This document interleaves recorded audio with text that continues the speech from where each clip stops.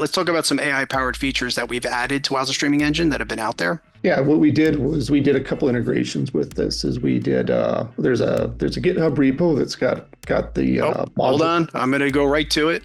Let's go into this example that we did here. Oh, I'm sorry. Yeah, so this is what we sort of demoed at IBC. This was using Wowza Streaming Engine, using our module that does the captioning, takes the caption data from either Azure, Whisper, some other services, injects those into the video feed as WebVTT, and then we're just using the player here to display those captions. This example here, we sort of extended the player a little bit to sort of get the hooks into the WebVT and sort of put more of those captions, as you can see on the white text box there has got the captions showing up, as well as sort of a transcription, which just basically appends the captions as they come up through those WebVTT messages. And what we did here was we integrated this with Whisper, which is an open sourced speech to text software. And then we also integrated it with another open source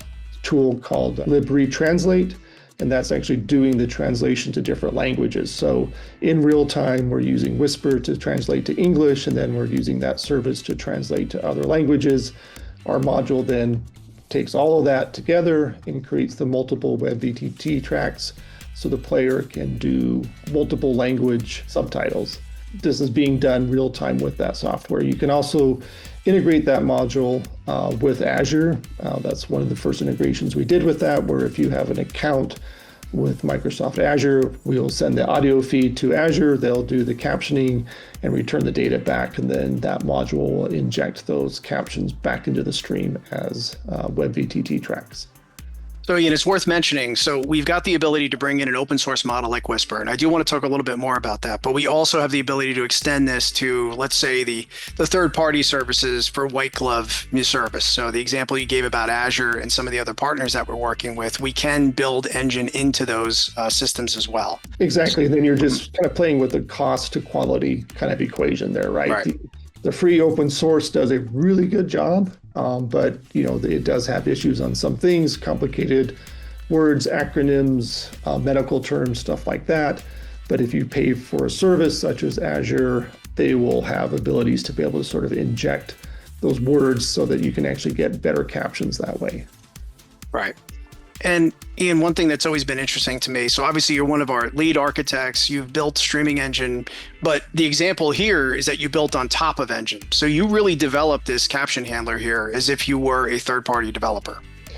Exactly. So this GitHub repo is available to the public, and this is a Wowza Streaming Engine plugin or module. And this code sample here shows that it's got the code for the captioning. So you can look at that. You can see how we extended Engine to be able to hook into this to do the captions.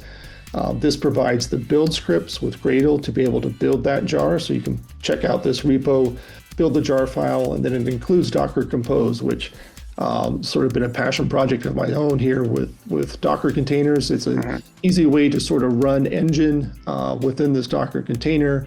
It will have the jar file, it will have the configuration, so you can run this example out of the box, get it up and running, get captures working, and then from there make changes or updates, or if you find bugs or fixes to this, we're open to the community to be able to create PRs and get this project. And within Wowza Media Systems, there are many other modules in there as well that have been written over time. Having done this for so long, I recognize how difficult this was to do, 20 years ago, even 5 years ago.